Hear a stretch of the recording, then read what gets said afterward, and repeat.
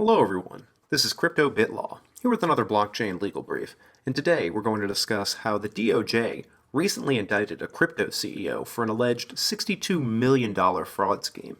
But before we dive in, please, if you enjoy this content, give it a thumbs up and subscribe to our channel. With that said, let's jump right on in. Alright, so as we can see here, Decrypt reports that the Department of Justice indicts crypto CEO for alleged $62 million fraud scheme. Investments for mining crypto and, quote, trading bots ultimately ended up in the private wallet of Mining Capital Coin's CEO, alleges the DOJ.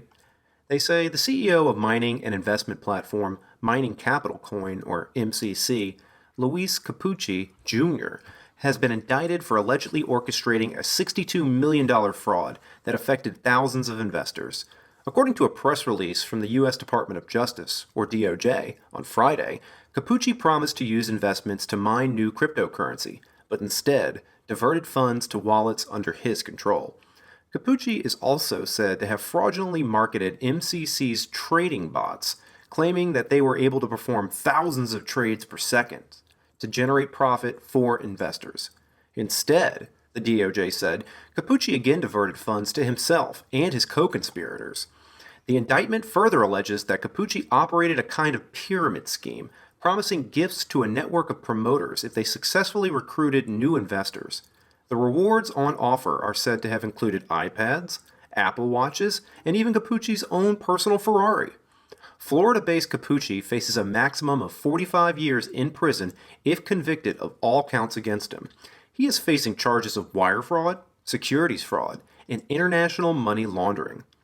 Quote, cryptocurrency-based fraud undermines financial markets worldwide as bad actors defraud investors and limits the ability of legitimate entrepreneurs to innovate within this emerging space, said Assistant Attorney General Kenneth A. Polite, Jr. of the DOJ's Criminal Division.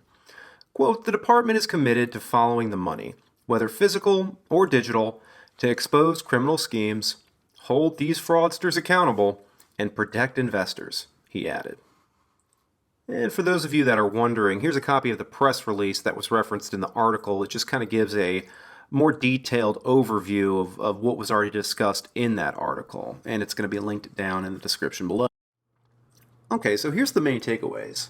First, it just kind of baffles my mind to see that criminals, or alleged criminals rather, would choose to engage of this type of activity, mainly fraud, at this scale, and then do it in such a way that records in a transaction of all of their activity and their fraudulent actions are on display for the entire world to see, even these prosecutors and investigators on the blockchain. So you're going to engage in this sort of nefarious or criminal activity, and you're going to make sure that your actions are enshrined on a public immutable ledger for all time. That just blows my mind, and it's why I'll never really get where some of these anti-crypto pundits come out saying that,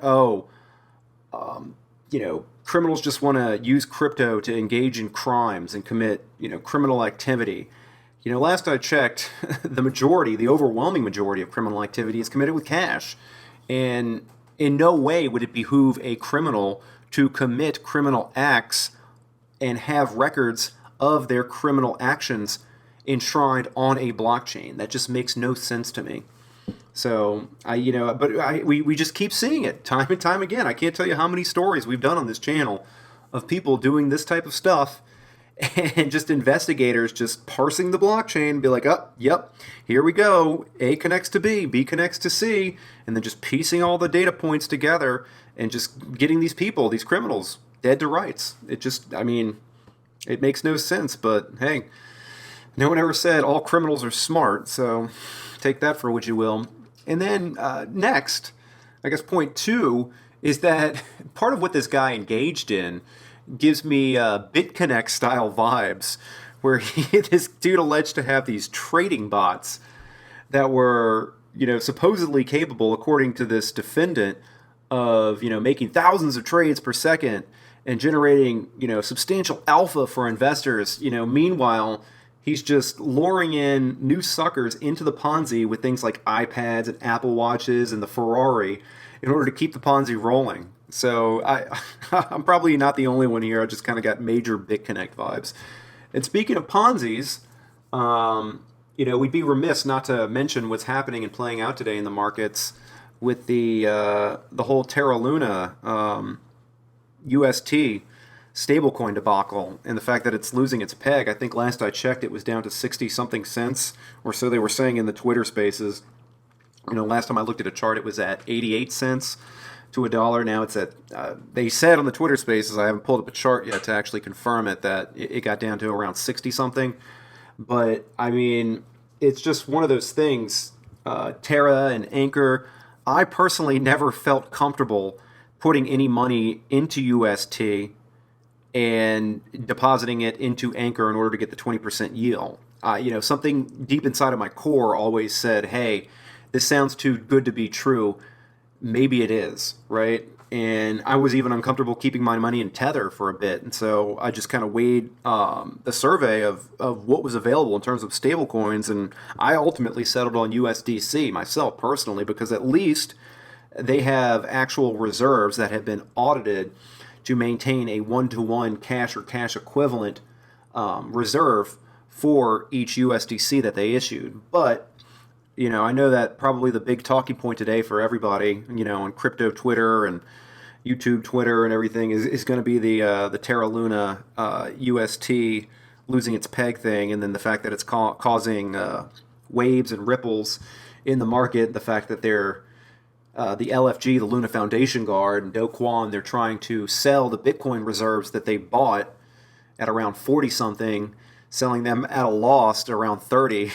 In order to try to maintain the peg. I mean, the whole thing just, oh man, to say it's a nightmare is an understatement. I just feel bad for anybody that got wrapped up in that. And so my heart goes out to you, but keep your head up, and, the best you can hope to do in this type of environment is preserve your capital, live to fight another day, and keep moving forward, And so with that note, I hope everyone stays safe out there, and, just kind of, sometimes people will get mistaken and think that crypto is the end-all be-all, and it's really not. And I heard someone talk on one of these Twitter Spaces earlier. I think the most important thing in life, it's the important things rather, it's knowledge and relationships.